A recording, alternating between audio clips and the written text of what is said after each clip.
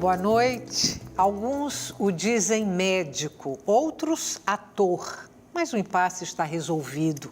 O livro Reinaldo de Oliveira, do bisturi ao palco, coloca um ponto final nessa questão. É sobre esse livro que nós conversamos hoje com seu personagem, Reinaldo de Oliveira. Reinaldo, boa noite. Boa noite, Estela. Muito obrigada pela sua presença hoje aqui no Opinião Pernambuco. Eu queria te perguntar sobre a sensação de ser biografado. É muito invasivo? Olha, não é invasivo, não. Eu diria que essa sensação que eu estou tendo de ser biografado me deixa preocupado. Então ele invade, mas invade dessa maneira, me atemorizando. Meu Deus, tem uma parenta minha que toda vez que recebi uma homenagem, dizia, hoje eu vou ser vítima de uma homenagem. Não é o meu caso. Eu quero dizer que com isso eu me sinto muito satisfeito. A minha vida não foi absolutamente devassada no pior sentido. Ela foi investigada naquilo que pudesse trazer de mais positivo para você, telespectador, para você que adquire o livro e pode ler e conhecer um pouco mais de minha história, para você que pode fazer parte de minha história. Eu acho que com isso eu lhe respondo, Estela. Olha só, o livro pega toda a sua trajetória profissional e sua trajetória de vida, vai da infância até agora, as suas atividades intelectuais na Academia Pernambucana de Letras, suas atividades... Passa por todos esses trajetos que eu percorri. Posso dizer que, eu diria que desde o meu nascimento, não digo nascimento, mas os meus primeiros meses de vida, há documentário fotográfico deu nos braços de meu pai, de minha mãe, ainda quando eu tinha poucos meses de vida.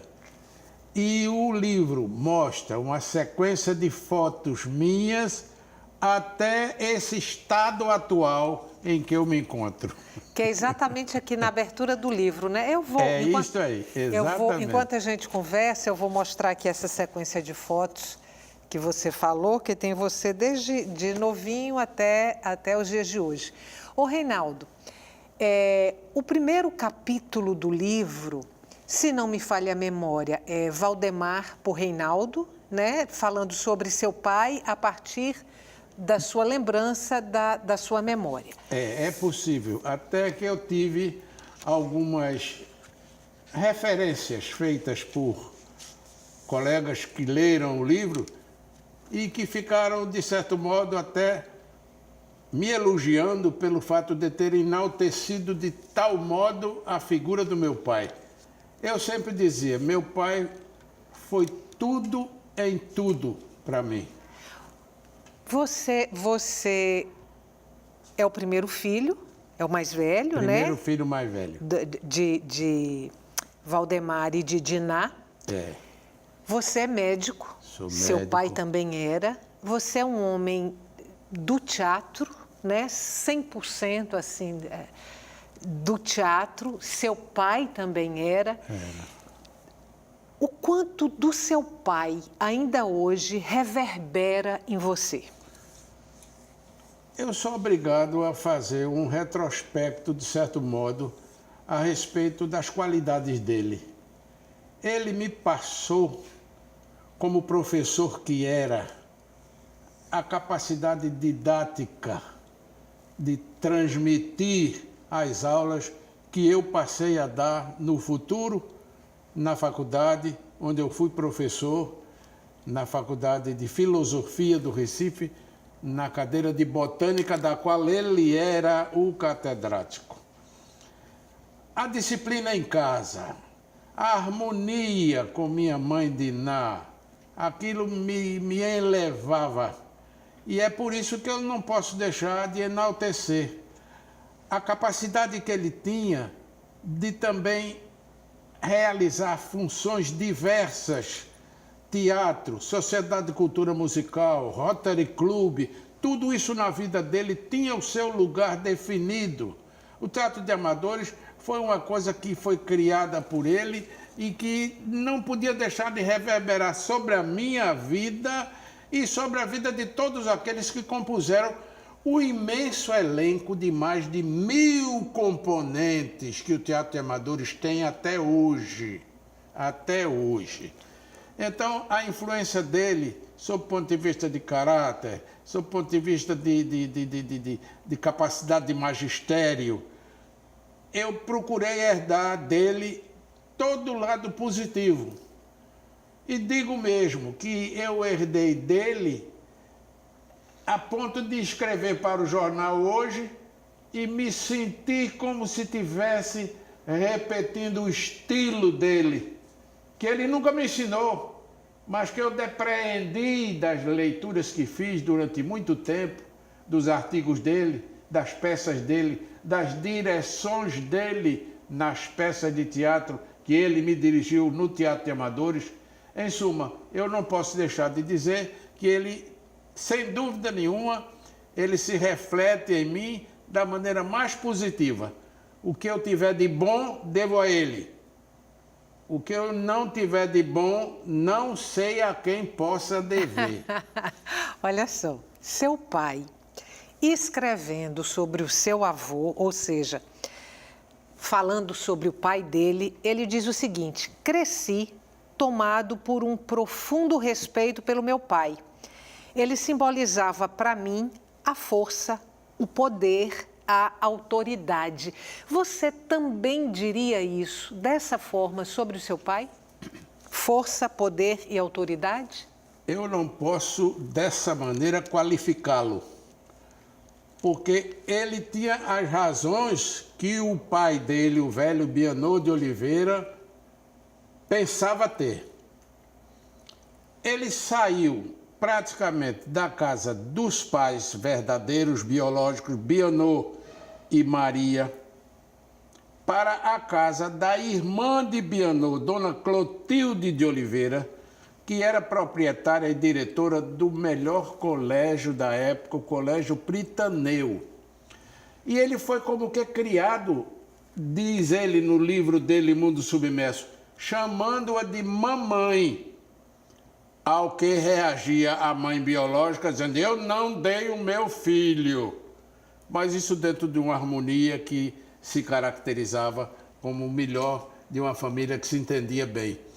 Então o velho Bianot tinha medo que ele ficasse criado dentro de um colégio de meninas, o Pritaneu era exclusivamente feminino, e ali se deixasse levar por um lado menos, digamos assim, rígido nas suas atitudes de macho, que o velho Bianot, que era professor de ginástica e era proprietário do ginásio brasileiro, onde todos os alunos faziam argola, halteres, exercícios, ginástica sueca, tudo mais, e ele dizia a meu pai: não quero que você pareça um maricas, eu quero você macho. Pegava ele e saía de bicicleta daqui do Recife para Olinda, depois trazia para o matadouro para ele assistir a matança dos bois, que ele se arrepiava de medo e de asco diante daquilo tudo. Então ele foi uma resultante daquele vigor com que o velho Bianot o educava. Quero você macho. Isso se refletiu na educação de vocês, de você e Fernando? Não acho que ele tenha, de certo modo, influído nesse ponto. Eu acho que nesse ponto nós automaticamente fomos educados por ele sem que ele precisasse dizer essas coisas a nós. Uhum. Eu e Fernando nunca tivemos outros problemas que não fossem aqueles que o homem tem que enfrentar na vida. O moço, o rapaz, o homem, o maduro.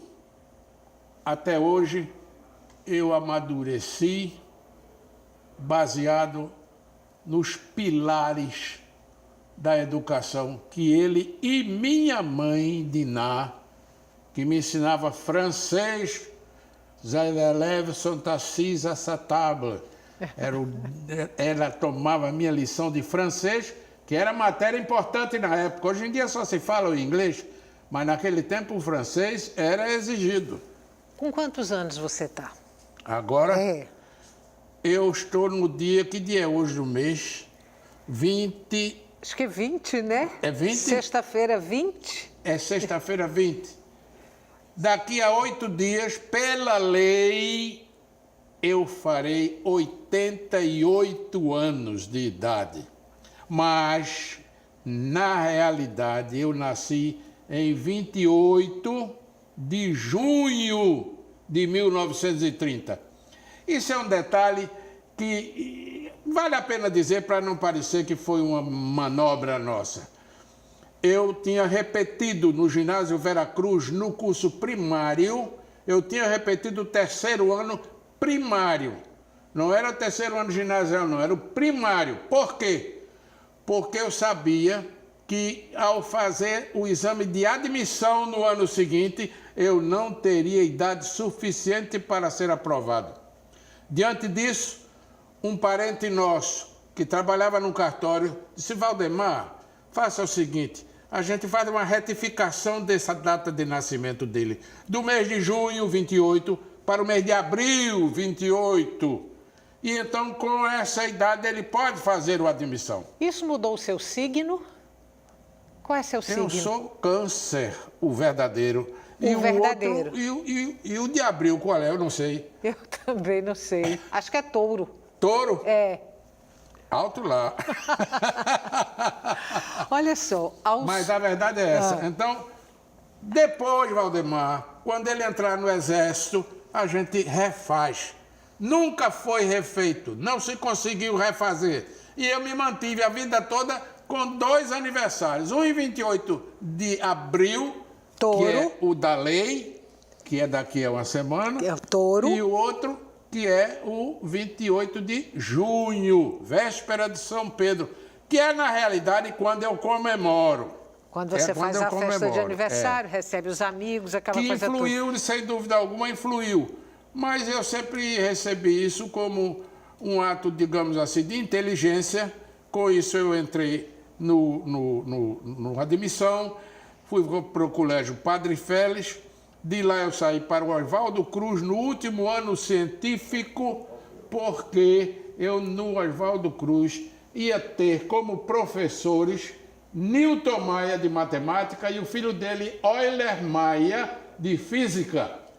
E meu pai dizia: vá fazer engenharia, que é a profissão do futuro.